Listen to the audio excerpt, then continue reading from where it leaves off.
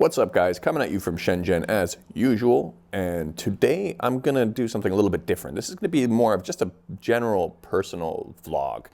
You know, I always talk about subjects, and I'm reluctant to talk about myself too much, but I think there's a tie-in here because there's a lot of people here who are just bored out of their mind, you know, trying to wait this out, wait till the virus passes. And so I'll just talk a little bit about what we're doing here and how we're passing time and some of my ideas on maybe some other topics also. So this may or may not interest you. I will talk about the coronavirus a little bit, but it's going to be more in the personal direction for this one. Just going to try something a little bit different. Take a sip of my tea first. This is actually Longjing green tea. I'm actually really big tea fan. I've probably got 20 or 30 different kinds of teas here, from whites to yellows to greens to oolong to pu'er to fuzhuang. It's a kind of a special tea. A lot of it's produced in Hunan, where they ferment it, but then they also they have a kind of a bacteria deliberately to create these kind of mold spores in them, and it's a really interesting earthy tea. But this isn't a tea vlog, although I did say I'll cover some personal topics. Maybe I'll talk about my tea in another video. But in terms of a just quick update on the ground in regards to numbers, coronavirus numbers, there's a lot of stuff coming out that looks really encouraging. So for 5 days, I think now, the numbers have been increasing, particularly in Shenzhen, at a continually decreasing rate. There's not as many confirmed cases, new confirmed cases every day. And it makes me hopeful that the previous statements that Saturday might be the day where we really will see this starting to burn out or at least lose steam is in fact correct. I have a little bit of hope surrounding that. And I've been speaking to a lot of my friends. Yesterday I reached out to a bunch of friends from across the country just to see how they were doing, how they were feeling, and got a mixed reactions. Most people are pretty calm. I did have one friend who I reached out to in Beijing, and I said, how do you feel about this whole thing? And he said, think Chernobyl. So he took a little bit more of a panicked approach to it. But everybody else are pretty calm. One of my friends that I really respect here in Shenzhen, he's a Hong Konger, but he went through SARS here, and he says, yeah, it's no big deal. He said the reaction is really big, but he says, and obviously the incubation period is the big challenge, but after we pass a couple of 14-day periods, after we start to get the numbers controlled a little bit, so everything's going to be back to normal. So he's pretty calm about it. The biggest challenge, I think, for everybody is with kids, keeping them cooped up at home for so long. Us too. I mean, we've got 4 boys. You can imagine how noisy, how much arguing, fighting, jumping there is. And that's not an easy task to keep boys cooped up at home for this long. I think that's the biggest challenge. I heard from some of my subscribers in the comments that they are not really quarantined, but they're just staying cooped up at home by their own choice. And they're alone, which is, oh man, that's probably even more boring. Let me straighten this camera out. But yeah, that's the main thing, is just dealing with the boredom, So the kids here, they are getting their schoolwork assigned to them at home, at least in the private schools. I'm not sure about public. I have heard rumors that they're going to extend the public school to include weekends and also the summer holiday to make up for all of this lost time, which would really suck for kids because it's not like they enjoyed this summer, like a summer holiday. It's just been kind of cooped up at home. But they take education really seriously here. I wouldn't be surprised if that was the parents pressuring the school system to do that, because it doesn't matter what level of society you're from, parents here put a lot of pressure on their kids. I think too much. Like they've pretty much got day timers of things that they've got to do or all the homework they got to do, and I think it's extreme. And so in that regard, I hope that this downtime really gave kids a little bit of a breather. And because I'm a strong believer that kids need to sometimes be bored.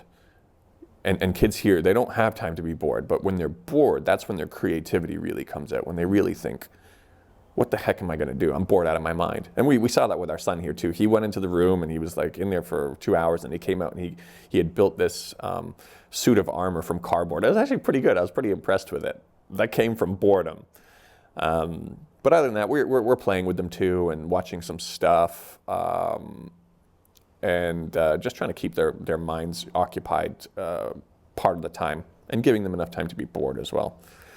When they're bored, that's when they really get on our nerves. But a lot of my parenting philosophy comes from, I don't think those particular things were in this book, but I just want to mention a book because every single expecting parent or existing parent has thanked me for sharing this with them.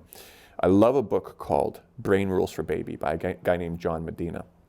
And so what it is I believe he's a neuroscientist, and he used to have these talks with expecting mothers about how the baby's brain works and how it's going to grow from a technical point of view, what kinds of connections are going to be made. But he always got the same question at the end of those seminars. The mothers would ask, well, how do I make my baby smarter? So what he did was he took his practical knowledge of how the brain works and turned it into actual things you could do to basically support your child's growth. And I think it's awesome. There's a lot of interesting things you wouldn't have thought of, a lot of interesting things that are obvious when you hear about them. I'll give you an example, one of my favorites. So one of my favorites is that he says that when your kid does a good job at something, never say, oh, you're so smart. And I think we've probably heard of these stories where you've got these gifted kids that are, they do well through elementary school and high school, and all of a sudden they crash when they get to university. And in a lot of these cases, these kids were led to believe that they're just really smart. They're innately smart, and they were always, they were put in gifted classes, and they said, oh, you're so smart. When actually what we should be doing when we praise them is saying, you must have really put a lot of effort into that.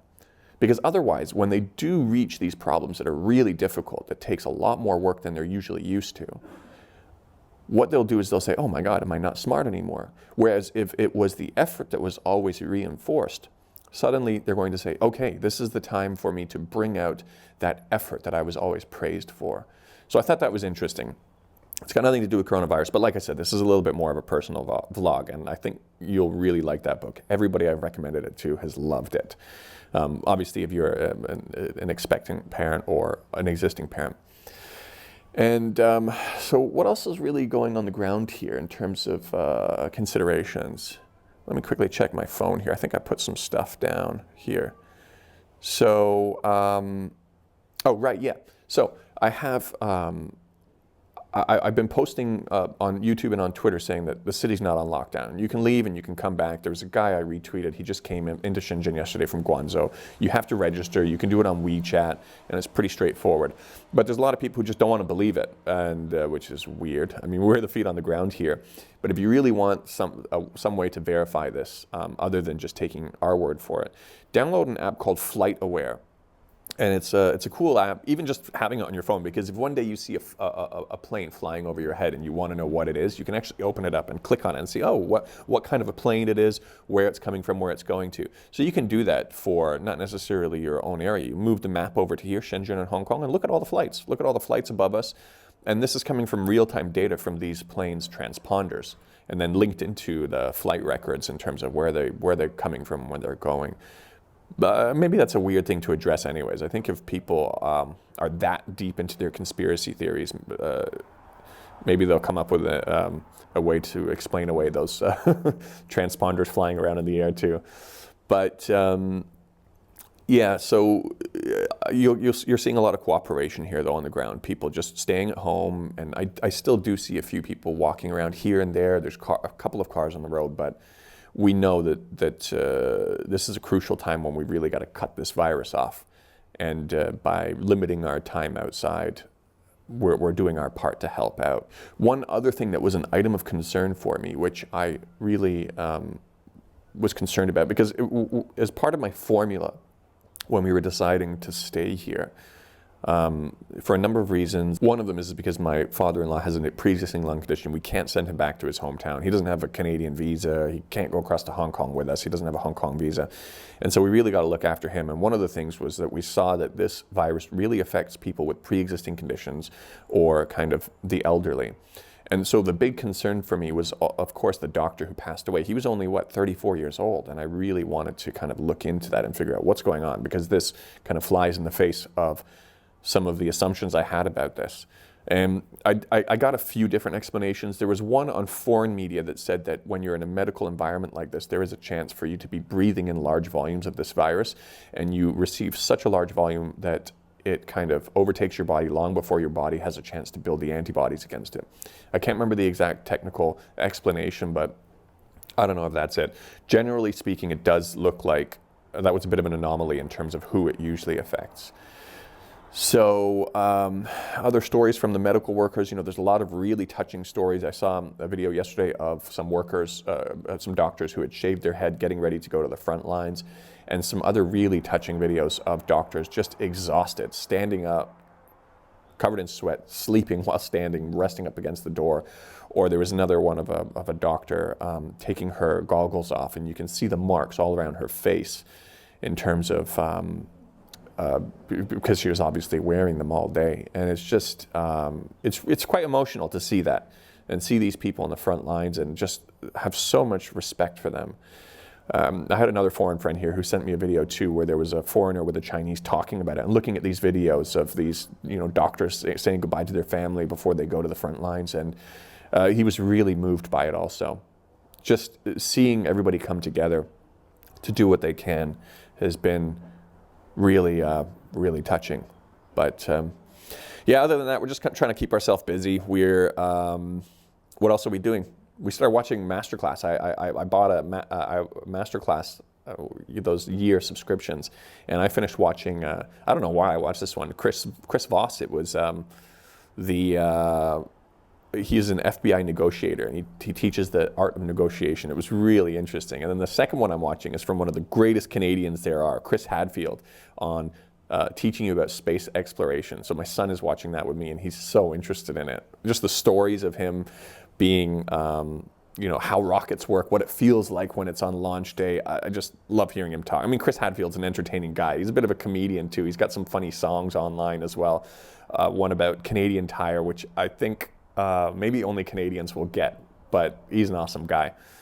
And then there's the other master classes I might take, because it's a yearly subscription, probably are the ones like photography. There was one on politics that seems a little bit interesting that I might take as well. Other than that, that's how we're keeping ourselves busy. Those are some of the feelings from the ground, mixed feelings in terms of some people are panicked, most people are calm. But there certainly does look like there's a light at the end of the tunnel, and there's some positivity coming. I'll finish off this video with a shot of Shenzhen Bay Bridge again, so you can see what kind of traffic is going on there. Still pretty light. I did find out that there are some exceptions for cargo vehicles and stuff like that. So you might see some cargo vehicles coming back and forth. And it makes sense. I mean, Hong Kong gets a lot of their food supply and other supplies from China. That would be pretty crazy if they really did just lock off the border, even in terms of goods. But yeah, I'm going to leave it at that. And maybe I'll have something a little bit more substantial to talk about tomorrow, but we'll see. Until then, take care, guys. Stay safe. And yeah, let's do what we got to do to keep this under control.